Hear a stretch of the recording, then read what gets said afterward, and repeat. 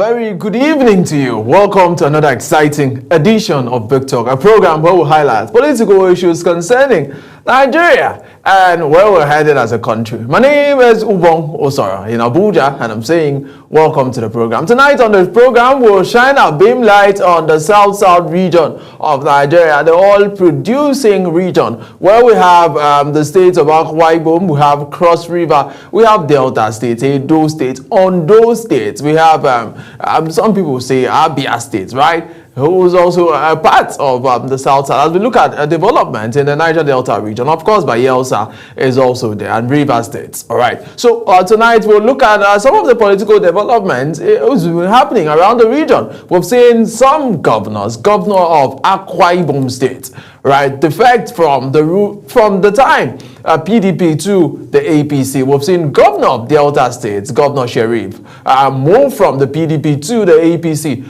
and of recent, we have seen the governor of River State moving from the PDP, Siminalayi Fubara, to the APC. All of this, as we intend to have with us in the studio the youth leader of the South in Abuja, who has joined us tonight on the program, who will be joining us as we make sense of all of the development around that particular region. But let's go for a short break, and when we're back, we'll get straight into our conversation for tonight. Welcome to Big Talk.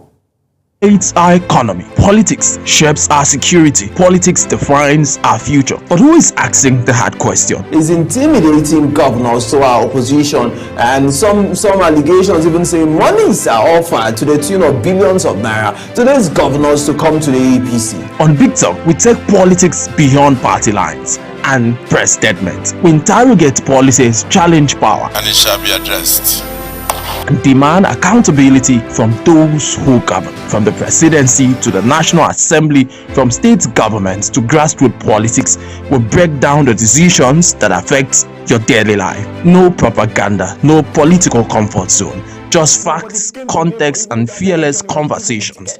Big Talk is where leaders explain, analysts dissect, and the people understand. 2015 elections were not held. They are doing rigging. Don't just watch politics, question it. Tune in to Big Talk on Global Television every weekday from 7 p.m. to 8 p.m. Join the conversation.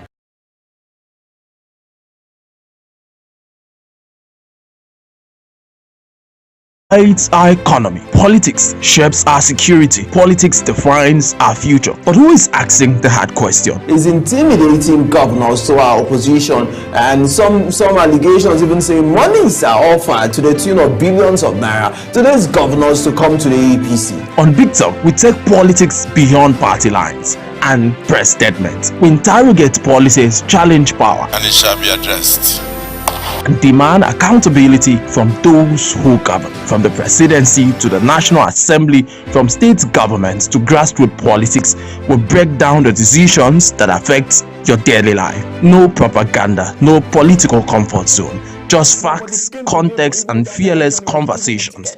Big Talk is where leaders explain, analysts dissect, and the people understand. 2015 elections were not held. They are doing rigging. Don't just watch politics, question it. Tune in to Big Talk on Global Television every weekday from 7 p.m. to 8 p.m. Join the conversation.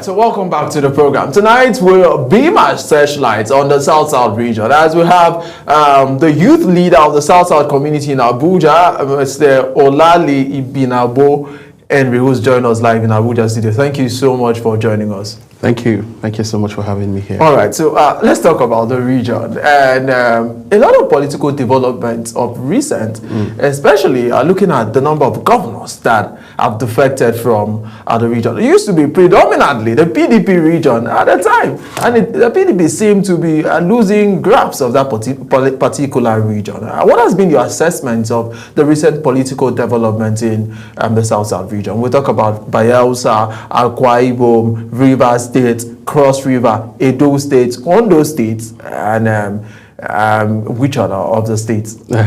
Almost all the states, of course, have gradually, the leadership, precisely the governors, have, defected to the ruling party, the All Progressive Congress. Now, let me say this. In politics, one of the key visions of every leader is to be able to bring development to their people. And so for what I see happening, it's just beyond the party lines or individuals. You would notice that most of the governors had to intentionally, if you listen to them in their various speeches, one thing had remained constant: the need to be able to align with the central authority to be able to bring in development to their states and their people. So I believe that that's one of the major reasons why you find most of the governors defect to the current ruling party, APC. All right, so if you look at this, maybe in retrospect, some 8-10 years ago, did you ever think that a time will come where a PDP seems to be losing its grip? But there's also another talk about structure that people are saying, yes, the governors may be defecting, but the structure of the South is predominantly that of the PDP. I agree with you. Because politics itself or the party itself is not dependent on an individual. Usually the governors become the heads of the parties in themselves. However, there are people who had been members of that party even before the governors, get into office. And these are what you call die-hard rooted members of such parties. So you often find situations where the governors themselves and their own personal loyalists. Of course, when your boss moves, you discover that most of the persons who are loyal to that particular person move along with them. However, it is not the entire structure that moves with the government. We've seen that in Bayelsa, we've seen that in Rivers State, we've seen that in across most of the states, where there are people who have said, I haven't seen any reason for me to leave PDP to the APC. And PDP has been home for us. So if you as a governor have a vision that is of interest to you, what about the senators? What about the members of the House of Reps and the members of the houses of assembly in the various states? So most of them, with their constituents, look at what is most convenient for them, or which area is most convenient. So they make their choices. That's exactly what happened between the governor of Bayelsa State and the deputy governor, of course, and most of the members of the House of Assembly, who said, although the governor is leaving, they are not leaving PDP, because to them, that is the structure they have, that's the structure they understand, and their people from the grassroots are loyal to that structure of PDP and not the APC. Right, so one of the emerging discussion has been the fact that some persons say the PDP as a party has not or was not very fair to people from the South, considering that the South also produced a president under the PDP. Remember, former President Goodluck Jonathan. He was president and lost out of power in 2015. Would you say, because 2007 he was on that joint ticket with Umaru Musa Yar'Adua, took over, completed one year, and went ahead in 2011 and got the ticket and did 4 years. Would you say that those of the PDP as a political party that had so much tentacles in the South region, that the PDP really brought was fair to the region? I'm going to be asking about dividends of democracy for that particular region, but let's talk about fairness to people from that particular region. Like you rightly said, the people from the region had experienced a huge amount of progress when it has. In fact, we didn't know that there was going to be any other party outside PDP, of course. And so you had such persons in the various tiers of government who were from the southern region, South and southeastern regions. And so I wouldn't say necessarily that the South didn't really benefit from PDP. No, PDP was a structure that accommodated virtually everybody from top to bottom. You had everybody as practical members of the PDP.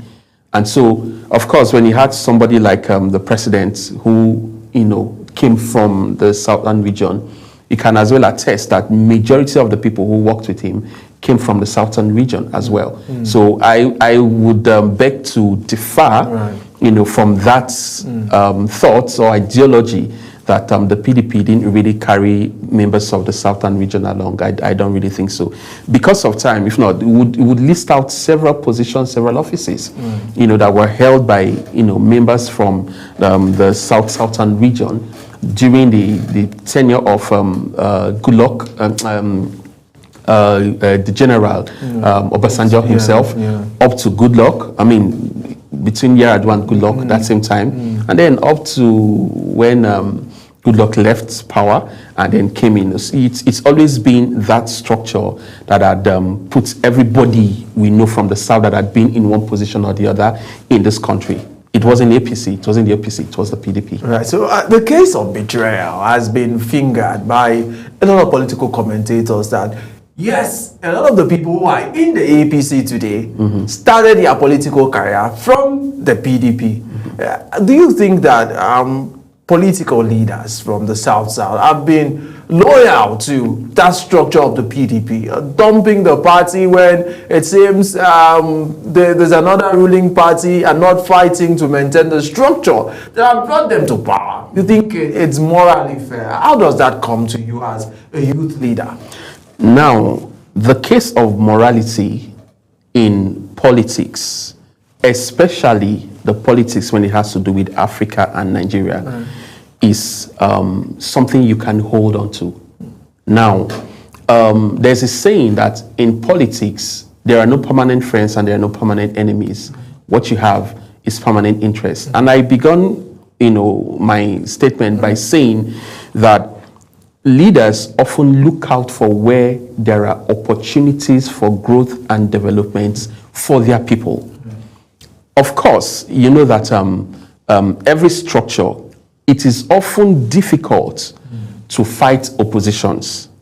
In our climate, in a place like Nigeria, where if you're in your position, they ensure to fight you and put you so down that nothing works for you. Your business is attacked, your family is attacked, practically every part of your life is attacked. Now, that's not how politics is done in other climes. Right.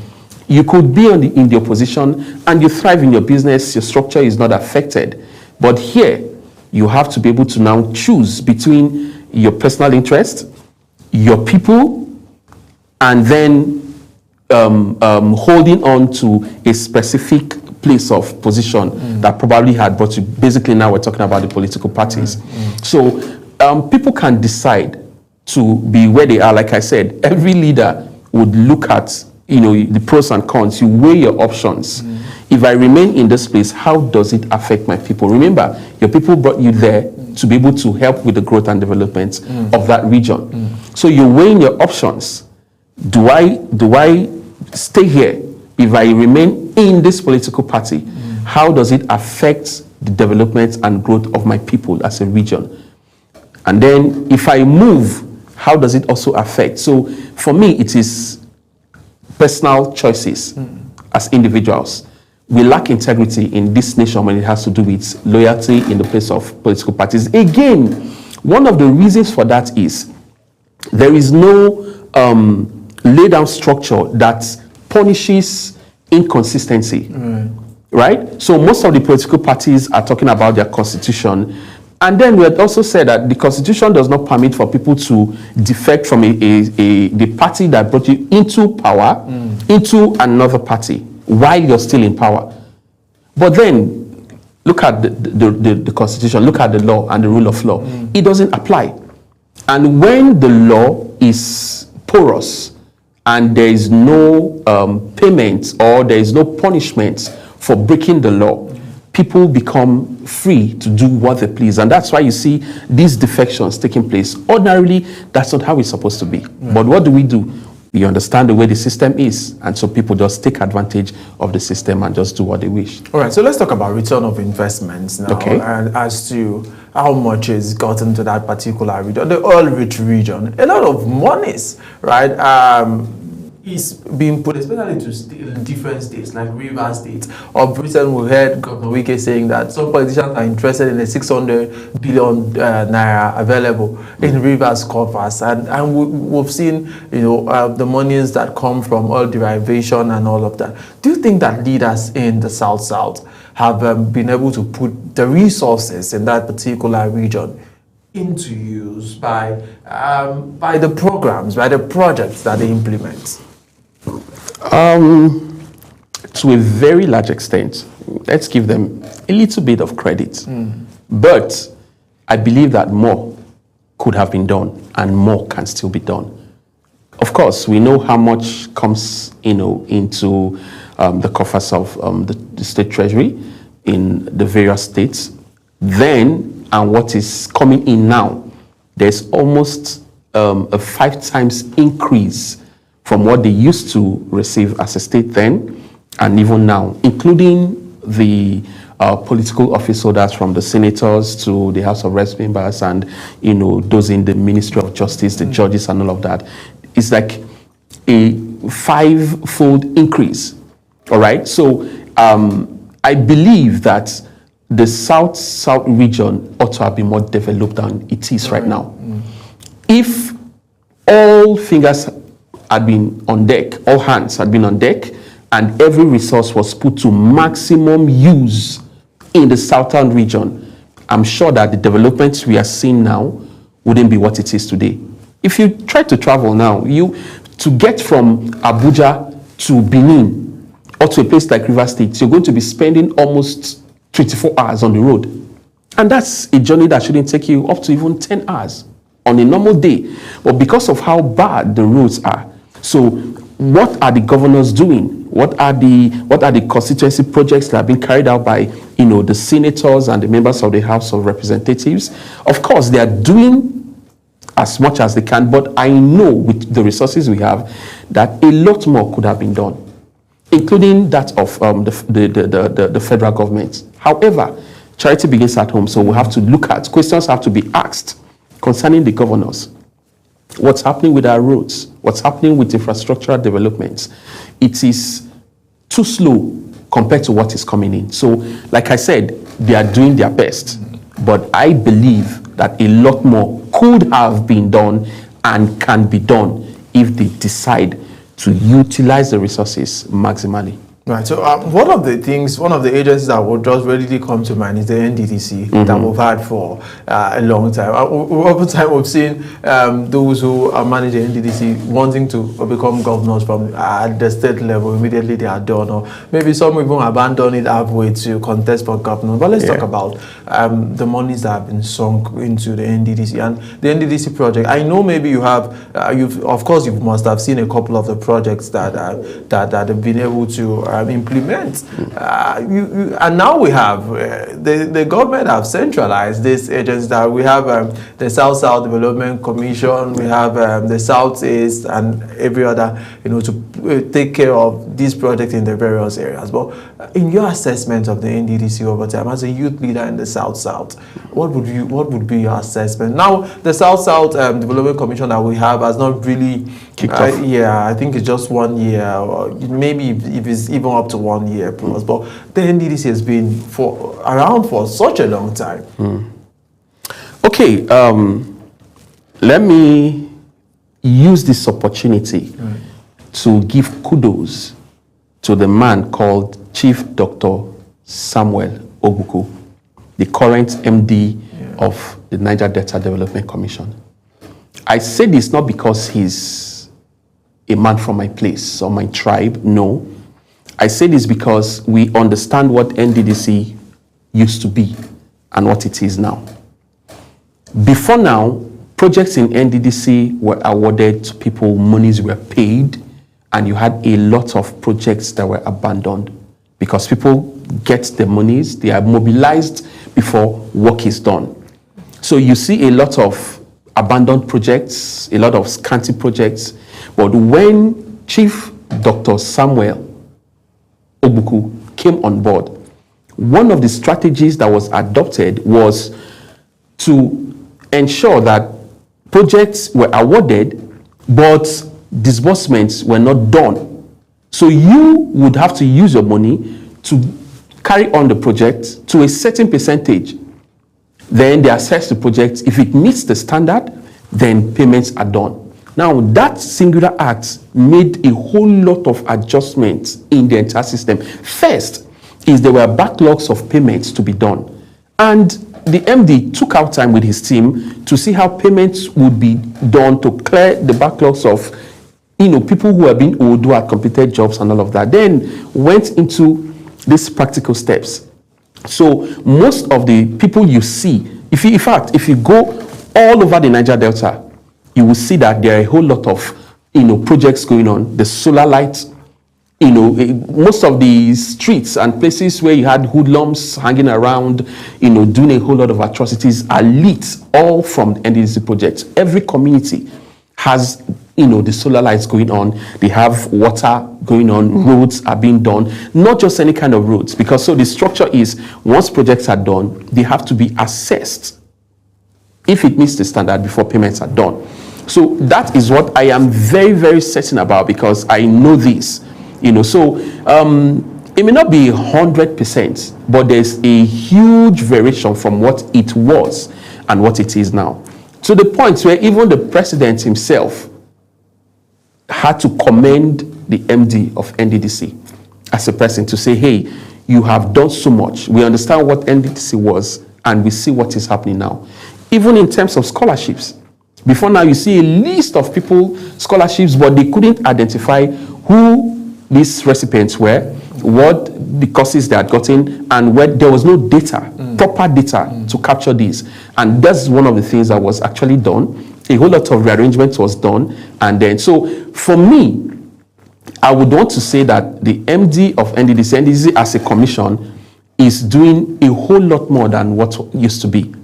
And I believe that if proper encouragement is given to the commission, they'll be able to do so much more because of the structure and the standards. A whole lot of persons are trying to get contracts, they get it done. And a lot of contracts are left because no money to execute. So if you don't have money to execute, the contract is taken back from you.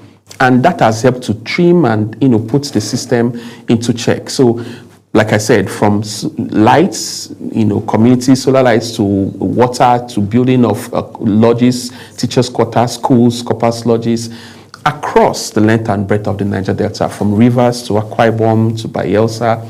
These are some of the things that we know. And so we give kudos to him. But again, a whole lot more can be done if everything is put into practical use. Right, so let's talk about cooperation and working together as a unit. Do you think that we have that now in the Niger Delta region, where political actors are able to put their interest into, galvanize their interest and speak with one voice? Have we ever done that before? And do we really have a political leader? If you're looking at the region, who are the political leaders, or who is the political leader of the region? It will be difficult at this particular point in time to pinpoint a particular person as the leader, political leader of the region. However, we used to have a man, God rest his soul, the late Pa Ike Clark, who was one of the voices who stood for the Niger Delta region. And he is the pioneer of the Pan-Niger Delta Development Forum. All right? Yes, PANDEF. And so he is one of those people who would have said is the father that was able to harness, bring all the political actors together. And they had the ability to listen to him. But political office holders, it will be difficult for us to say we have one person. And at the time when, the former president, Goodluck Ebele Jonathan, was in power, of course, it was easier. Yeah, we had a whole lot of, the politicians within the South-South region come together, try to see how, they could develop, the regions. Although many persons didn't do well, we have the records of a lot of persons who didn't do what they ought to have done. I don't know, records of people who ought to have, done what they ought to have done in the region. The region, like I said, the South-South region, our region ought to have been more developed than what it is now. Right. We are where we are because there are people who didn't do what they were supposed to do. Who stole money or who looted funds? I wouldn't want to say stole money or looted funds. I would say did not carry out the practical projects and developmental strides that they ought to have done in the degree to which they should have done that. And what is that? And by that explanation, what is that? I'm saying, No, you don't want to give infrastructure development, right? You are not putting a name to that. Maybe abuse of office or something. Oh yeah, like I said, it's there are a lot of terminologies you can use to But you don't want to use the terminology. There are a lot of terminologies you can use, but you and I have a clear understanding of what this is all about. Right. What you ought to do, you do not do it. Right. So it is, yes. So you could say it is abandonment or a deviation from the laid down structure of what you hoped to have done. That's how I would love to put it. Okay, thank you so much. So when we'll come back, I have more questions for you, but let's go for this short break. We'll be right back. Thank you so much. It's our economy. Politics shapes our security. Politics defines our future. But who is asking the hard question? Is intimidating governors to our opposition, and some allegations even saying monies are offered to the tune of billions of naira to these governors to come to the APC. On Big Talk, we take politics beyond party lines and press statements. We interrogate policies, challenge power, and it shall be addressed. And demand accountability from those who govern, from the presidency to the National Assembly, from state governments to grassroots politics. We break down the decisions that affect your daily life. No propaganda, no political comfort zone, just facts, context, and fearless conversations. Big Talk is where leaders explain, analysts dissect, and the people